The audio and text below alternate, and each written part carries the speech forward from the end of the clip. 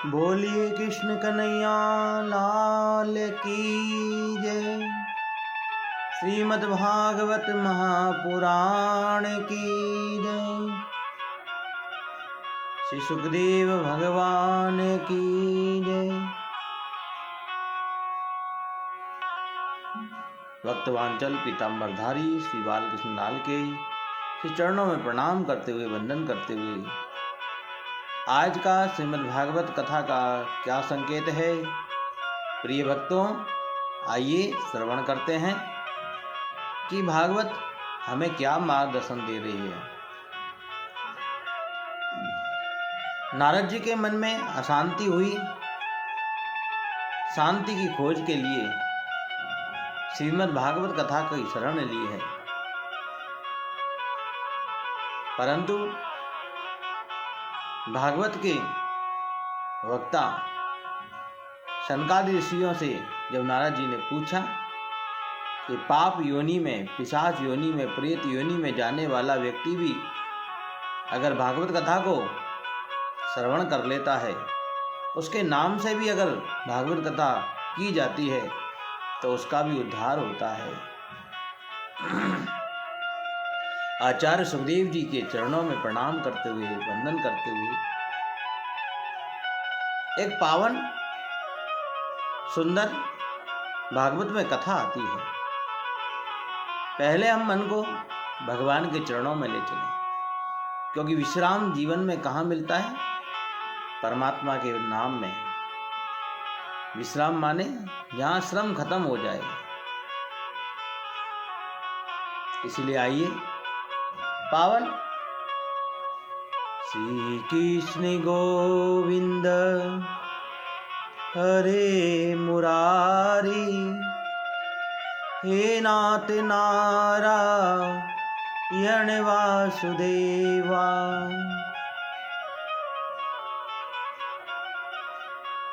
तुंगभद्रा तटे पूरं भूत पतन रमा यत्र वर्णाशोध मेण सत्य सत्कर्मेत्र तपरा। तुंगभद्रा नदी के किनारे एक बहुत सुंदर नगर था। उस नगर का नाम उत्तम नगर है। वर्णाश्रम धर्म का पालन करने वाले सभी लोग उसमें वास करते हैं। उसी नगर में एक पंडित जी महाराज रहते थे, जिनका नाम आत्मदेव है। आत्मदेव का वास शाब्दिक भाव होता है आत्मा में देव तत्व का। जिसने दर्शन किया वो आत्मदेव।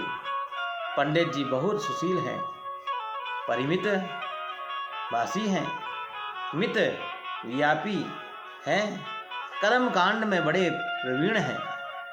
यद्यपि वृत्ति थोड़ी लोभी में ही है, बाकी उनमें सब सद्गुण हैं। लेकिन जैसे सद्गुण संपन्न पंडित जी आत्मदेव हैं, बाकी बिल्कुल उनके विपरीत उनकी भार्या है। नाम भी बड़ा विचित्र है, श्रीमती धुनली देवी।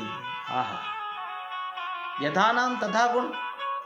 ये जो धुनली देवी है ना, इनके एक बड़ी भारी विशेषता है, और ये विशेषता उसी नारी पर आज सकती है जिस पर भगवान की विशेष कृपा हो। ऐसी क्या विशेषता है? धुनली देवी में विशेषता क्या है?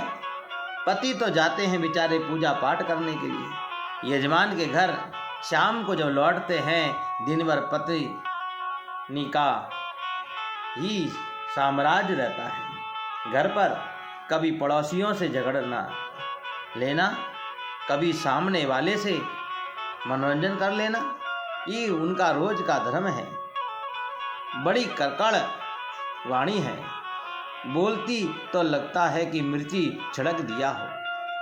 लेकिन जब संध्याकाल होता है और पति का घर लौटना होता है तो हाथ जोड़ करके ऐसे खड़ी हो जाती है मानो कि सती अनसुईया के बाद में इनका ही नंबर हो। वाह वाह वाह। बनावटी प्रेम बहुत आता है। बंगाल में एक कहावत आती है, अति भक्ति चोचरे लक्षण। कोई ज्यादा बनावटी भक्ति दिखावे तो समझो ये अंदर से गड़बड़ है। जो ज्यादा बनावटी भक्ति दिखावे, ज्यादा बनावटी बातें करे, समझो वो बदमाश है। ये शास्त्र की बात है। परमात्मा को बनावटी अच्छा नहीं लगता। मानस के अंदर गोस्वामी तुलसीदास जी लिखते हैं कि भगवान को प्रिय कौन लगता है? निर्मल मन जन सो मोहि पावा, मोहि कपट छल छींदन भाव। परमात्मा कहते तुम दिखावा मत करो। तुम जो बनावटीपन करते हो ना, ऊपर से कहते हो नमस्कार और मन में सोचते हो मेरी गली तो आओ तो दिखाऊंगा, ये बनावटीपना गोविंद को अच्छा नहीं लगता है। निर्मल मन बनाओ, अंतकरण को शुद्ध बनाओ तो मन शुद्ध होगा। और जब अंतकरण शुद्ध हो जाएगा, क्योंकि अंतकरण में ही तो परमात्मा आकर के विराजमान होता है। दुल्ली देवी का मन तो पवित्र नहीं, भावनाएं श्रेष्ठ नहीं, और पति के सामने हाथ जोड़ करके ऐसे खड़े होती है। इसलिए पति की दृष्टि में पत्नी के प्रति आदर है। एक और बात, पंडित जी के घर धन की कमी नहीं है, लेकिन बेटा नहीं है। तुलसी स्थापना तो हर हिंदू घर में होनी चाहिए। उनके घर भी तुलसी है, लेकिन पता नहीं क्यों तुलसी कभी हरी नहीं होती, सूख जाती है। पंडित जी के घर गौ की पूजा होती है, लेकिन वो बांझ हो गई है। एक दिन तो पंडित जी बैठे बैठे विचार कर रहे थे, तुलसी जी रोज जल पिलाता हूँ फिर भी सूख जाती है। गाय के बच्चा बच्चिया कुछ नहीं है। अब तो पड़ोसी भी आकर के कहने लगे कि पंडित जी माफ़ करना, आपके घर संतान नहीं है ना, इसीलिए आपके यहाँ ये लक्षण दिखाई दे रहे हैं।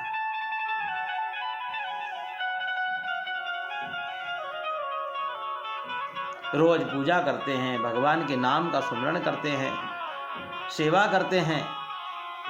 सेवा तो रोज करता हूँ। अब देखो पड़ोसी ने क्या कहना शुरू किया, बोले तुम्हारे घर बेटा नहीं है, इसी पाप की वजह से गौ बांझ हो गई है, ये देवता तुमसे खुश नहीं है। आड़ पड़ोस के लोग किसी का दुख कम नहीं करते हैं और ये लोग आपका दुख बढ़ा देते हैं, ध्यान रखना। पंडित जी इतने दुखी हुई उनके ताने सुन सुन करके कि घर छोड़ करके चले गए। और रुदन करते करते ये कहते जा रहे थे कि जब तक पुत्र प्राप्ति का वरदान मुझे नहीं मिलेगा, मैं लौट कर घर नहीं आऊंगा। कोई संत उधर से जा रहे थे।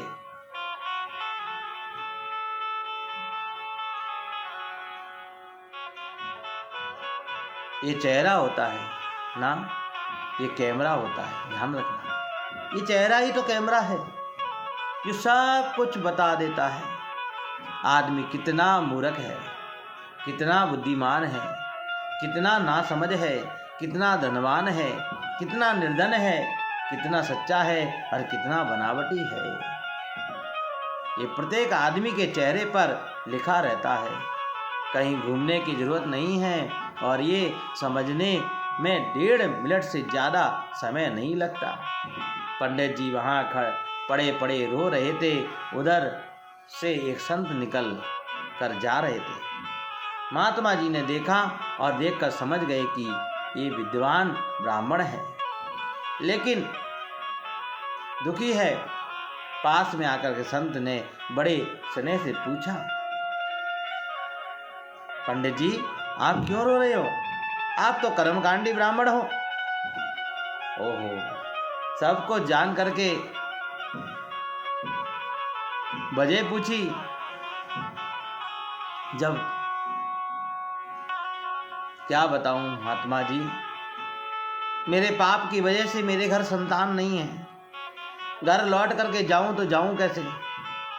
आप मुझे पुत्र प्राप्ति का वरदान दे दीजिए, और अगर आपने नहीं दिया तो मैं यहीं मर जाऊंगा। महात्मा ने मन में बड़ा आश्चर्य हुआ और उनको समझाते हुए बोले, अरे पंडित जी, पुत्र जी की कामना एकमात्र अज्ञान है। संत ने पंडित जी से कहा, यदि तुम्हारे घर पुत्र हो जाता तो समझ लेते परमात्मा की कृपा हो गई है, और नहीं हुई है तो समझो भगवान की बड़ी कृपा हुई है। क्या करोगे बेटा लेकर? बेटा यदि घर में नहीं होता तो हम 2-4 बरस रोते हैं, फिर सोचते हैं भाग्य में नहीं था। छोड़ो, काहे को रोवे? बेटा होकर मर जावे तो भी मन में पीड़ा 2-4 महीने रोती है। भाई हुआ तो था लेकिन मर गया। ऐसे जब महात्मा जी ने सवाल किए तब पंडित जी ने कहा कि महाराज, मुझे तो केवल पुत्र का वरदान दे दो, और नहीं दोगे तो मैं अभी यहीं मर जाऊंगा। संत ने सोचा इसको 2-4 ज्ञान की बातें सुनाऊं, परंतु जब जीव ज्यादा दुखी हो जाता है ना, तो ज्ञान की बातें भी उसके काम नहीं आती हैं। महात्मा जी ने झट एक झोली में से एक फल निकाला और कहा, ये फल ले जाओ, ले जाकर के अपनी पत्नी को खिला देना, और नियम बता दिए। आत्मदेव जी राजी राजी वो फल लेकर के घर पहुंचे। घर ले जा करके अपनी पत्नी को फल दिया, सारे नियम बताए। सोचा पंडित जी बड़े खुश हुए, अब मेरे घर पुत्र होगा, मेरे घर पुत्र होगा। पंडित जी तो फल देकर के चले गए, पीछे से कहते उसकी सहेली आई, दुल्ली देवी की, और कहा, अरे क्या बताऊं मेरे स्वामी, ये पता नहीं किससे क्या ये फल लेकर के आ गए हैं, और कहने लगे इसको खाने से पुत्र हो जाएगा। अरे मैं इसे खा तो लूं, पर 9 महीने ये बोझ कौन सहेगा? खाना पीना उठना बैठना सब बंद हो जाएगा, मेरे से ये सब नहीं होगा।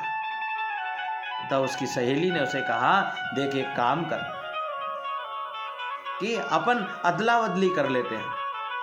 कई लोग ऐसे होते हैं कि प्रभु की कृपा होनी होती है ना, उसे भी बंद कर देते हैं। दुल्ली देवी के ऊपर संत की कृपा होनी थी, परंतु दुष्ट व्यक्ति का संग करने के कारण से दुल्ली पर कृपा नहीं हुई। महात्मा का दिया हुआ फल तो गाय को खिला दिया, और दुल्ली देवी की सहेली ने कहा कि मेरे जो बालक होगा वो मैं तुझे दे दूंगी, तू मुझे उसके बदले धन दे देना। पंडित जी को पता ही नहीं कि क्या वार्तालाप हुई। 9 महीने बाद संतान आई, और संतान दे करके उसकी बहन पड़ी, उसकी सहेली उसे चली गई। और आत्मदेव जी बड़े खुश हुए और कहने लगे, मेरे घर पुत्र हुआ है, मैं बड़ा भाग्यशाली हूं। हो बड़े आनंद के साथ में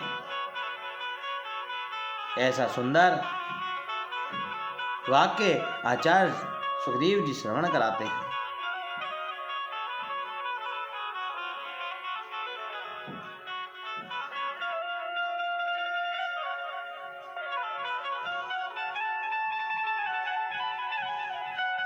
और जब पुत्र हो गया तो यहाँ पर आत्मदेव जी ने विचार किया, लाओ मैं अपने पुत्र का नाम रखूं। सोचा मेरा नाम तो आत्मदेव है, इसलिए पुत्र का नाम रखूंगा परमात्मा देव। दुल्ली देवी बोली, वाह, 9 महीने गर्भ में हमने रखा और नाम आप रखेंगे? नहीं नहीं। आत्मदेव जी ने कहा, देवी तुझे जैसा अच्छा लगे वैसा कर। मेरा नाम दुल्ली देवी, मेरे पुत्र का नाम धुंधकारी। गाय के पुत्र जो हुआ था, और महाराज मनुष्य का शरीर है पर कान गौ के थे, इसलिए यहाँ आत्मदेव जी उस पुत्र का नाम गौकर्ण जी रखते हैं। गौकर्ण पंडितो ज्ञानी धुंधकारी माखल। धीरे धीरे धुंधकारी बड़ा होने लगा, बिगड़ने का आसार ज्यादा होते हैं, ध्यान रखना। जब बच्चा छोटा होता है ना, उस समय समझाया जाए तो समझ जाता है, पर जब बड़ा हो जाता है फिर नहीं समझता। मित्रों के साथ बाहर खेलने लगा, कंचे खेलता है, फिर ताश खेलता है, फिर जुआ खेलने लगा, जुए में हारने लगा और धीरे धीरे मदिरा पान करने लगा। घर से वस्तुएं ले जा करके जुए में हारने लगा। माँ भी बार बार समझा, कहती ले जा बेटा ले जा, तेरा ही है। आत्मदेव पंडित जी बड़े दुखी हो गए, मन में विचार करने लगे, महात्मा ने सही कहा था, संतान नहीं होती तो अच्छा है, संतान होकर के दुख देने वाली हो गई। एक दिन रात्रि में बैठे बैठे आत्मदेव जी रुदन कर रहे थे, वहीं पर गोकर्ण जी का आगमन हुआ। गाय का पुत्र जो गोकर्ण है वो भी इस श्रद्धा से आत्मदेव जी को पिताजी कहता है। आकर के बोला, पिताजी आजकल आप बहुत उदास रहते हैं, मैं कई महीनों से देख रहा हूँ, आप किसी से बात नहीं करते, आप बड़े दुखित रहते हैं, क्या बात है, मेरे को बताइए।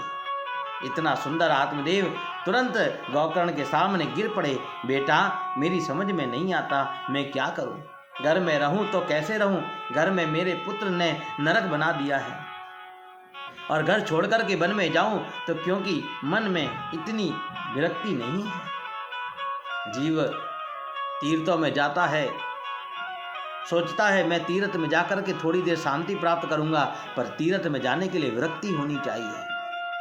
विरक्त जीवन ही तीर्थ में जा सकता है। अगर मन में घर लगा है, संसार लगा है, परिवार लगा है, तो महाराज जीवन में तीर्थ का फल भी प्राप्त नहीं होता। गोकर्ण जी ने कहा, पिताजी आप गोविंद की शरण लो, क्यों आप इन संसार को, इस शरीर को अपना बना करके बैठे हो, ये परिवार को क्यों आप अपना बना करके बैठे हो। देह हमारी नहीं है, जब तक देह का अभिमान त्यागोगे नहीं तब तक गोविंद की कृपा नहीं होगी। क्योंकि संसार में जितने भी दिन जा रहे हैं ना, वो हमारी गिनती में नहीं है। महापुरुष कहते हैं, जो दिन जाए भजन के लेके, 100 दिन आसी गिनती में। गोकर्ण जी महाराज ने सुंदर बात श्रवण कराई। चल रे हंसा अमर लोक को, यहाँ नहीं कोई तेरा है, जग वालों का हुआ अंधेरा, अपना हुआ सवेरा है। जिसको तुमने अपना माना है यह तो आपका वहम है, एकदम नाटक है। समाज में प्रतिष्ठा पाने के लिए सुंदर मकान बनाना ही भी धर्म है, पत्नी और बच्चों से प्रेम करना भी धर्म है, दुकान पर 8 घंटे बैठकर धन कमाना भी धर्म है, और जो भी धन हम कमावे उसे पत्नी बच्चे परिवार में समर्पित करना भी धर्म है। लेकिन पत्नी बच्चे मकान खजाना मेरा है, इनके बगैर मैं रह नहीं सकता, ऐसा सोचना, चिंतन करना ही अधर्म है, बंधन का कारण है। इसलिए मन में विचार करें, शरीर का धन है, शरीर की पत्नी है, शरीर के बच्चे हैं, शरीर का महल है, आत्मा का संबंध तो केवल मेरे गोविंद से है, आत्मा का संबंध तो केवल मेरे कन्हैया से है। ये बात जिसने जीवन में उतार ली वो घर में रहकर भी जंगल में रहने के भांति विरक्त रह सकता है। गोकर्ण जी महाराज बोले, आप कहते हैं मैं वन में चला जाऊं तो वन में जाने से भगवान मिलते हैं क्या? यदि वन में जाने से भगवान मिल जाते तो गीदड़ का तो जन्म ही वन में होता है, शेर तो पैदा ही वन में होता है, तो हमने से पहले भगवान उसको मिलने चाहिए। मन के मारे बन गए बन तजी बस्ती माँ, मन की खटपट नहीं मिटेगी तो वन में जाने से भी क्या फायदा। इसलिए मन का परिवर्तन होना बहुत जरूरी है। मन परिवर्तन नहीं होगा तब तक जीवन में गोविंद की तरफ नहीं बढ़ोगे। मन विषयों से अनासक्त हो गया तो हमारी मुक्ति है। रात्रि भर बैठकर गोकर्ण जी ने ऐसा सुंदर उपदेश किया। आत्मदेव जी का मन प्रमुदित हो गया और रात्रि में घर छोड़कर वन में चले गए। श्री भागवत जी के 10वें स्कंद का पाठ किया वन में और गोविंद की प्राप्ति की है। बोलिए कृष्ण कन्हैया लाल की। आत्मदेव जी के जाने से धुंधकारी सोचा, अच्छा हुआ रोज की माथाकूट मिटी। रोज कहते थे ये नहीं कर, वो नहीं कर, ये नहीं कर, वो नहीं कर। महाराज, पिता कभी बेटे का दुश्मन नहीं होता है। पिता अगर समझा रहा है तो बच्चे के लिए फायदेमंद है। आज की टोक हमें बेकार लगती है, पर यही टोक कल काम आएगी, ध्यान रखना। माँ बाप अगर कुछ समझाते हैं तो वो सीख हमारे आगे काम आएगी। पिता के जाने से धुंधकारी ने सोचा, अच्छा हुआ अब टोका टोकी बंद हुई। अब तो माँ को बार बार सब कुछ छीन छीन करके ले जाने लगा। माँ नहीं देती तो माँ को मारने लगा। माँ भी दुखी हो गई और रात्रि में कहते हैं कुएं में कूद करके आत्महत्या कर ली। विचार करो, माँ कुएं में गिर गई, पिताजी जंगल में चले गए, भाई जो गोकर्ण है वो चला गया तीर्थ यात्रा में। धुंधकारी ने सोचा मेरा ही साम्राज्य है। 5 वेश्याओं को ला करके घर में रख लिया। ये वेश्याएं बड़ी खतरनाक हैं। 1-2 बार गलत कार्यों में पकड़ा गया। राजा ने दंड दिया पर छोड़ दिया कि ब्राह्मण का बेटा है। पर इन वेश्याओं ने सोचा कि कभी ना कभी धुंधकारी पकड़ा जाएगा और राजा इससे सारा धन छीन लेगा, इसे मार देगा, हमको भी दंड मिलेगा। इसीलिए एक दिन रात को चोरी चकारी करके मदिरा पान करके धुत घर में आया। वेश्याओं ने देखा मौका अच्छा है, बस अधमरा तो पहले से ही था। जनते हुए अंगारे मुख में भर दिए और उसी के घर में उसे गाड़ करके और 5 वेश्याएं और धन लेकर के रफू चक्कर हो गई। आचार्य सनका कुमार कहते हैं, ऋषियों आश्चर्य, जब गोकर्ण जी महाराज अपने गांव में आए रात्रि के 12 बजे, संत के लक्षण देखो। आपसे कहूं संत क्या है? ना तो लाल कपड़े को संत कहते हैं, ना पीले कपड़े को संत कहते हैं। संत का मतलब साधना करने वाला, जो बिगड़े हुए काम साधे वह साधु है। अपने द्वारा जो कभी किसी को तकलीफ ना देवे वो साधु है। जो बात मन में सोचे वो वाणी से बोले।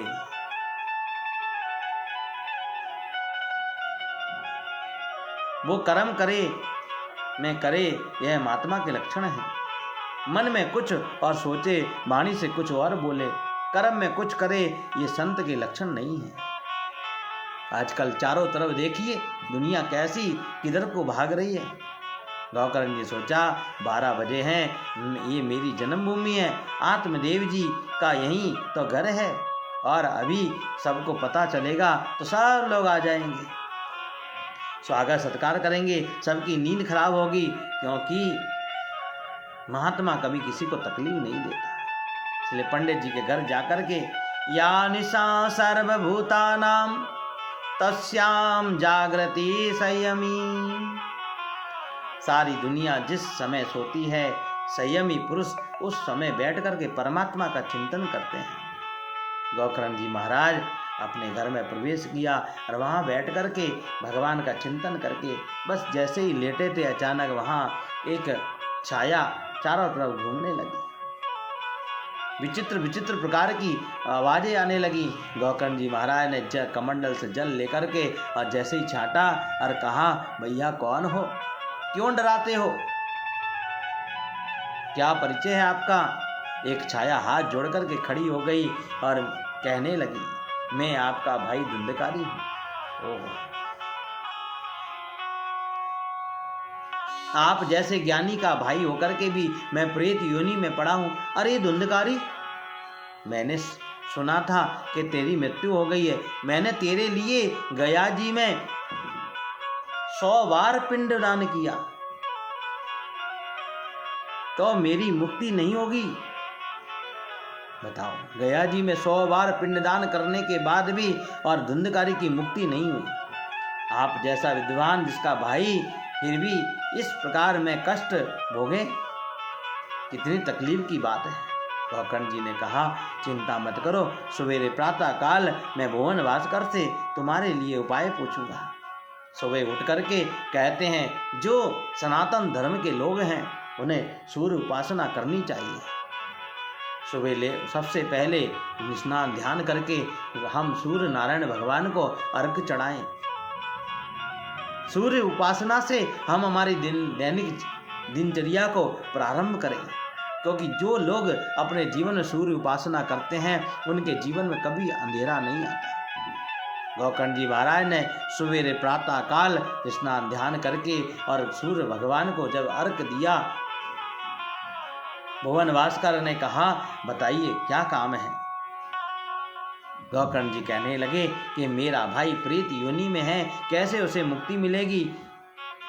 भगवान भुवन भास्कर सूर्य ने आदेश किया, श्रीमद् भागवतम मुक्ति सप्तावाचनम कुरु। रोज सूर्य नमस्कार करने से जीवन में जब तकलीफ आती है ना तो उसका उपाय मिलता है। इसीलिए अगर आपको कोई कार्य नहीं सूझता है तो रोज हम सूर्य नमस्कार, सूर्य को की पूजा, सूर्य को अर्घ्य चढ़ाएं।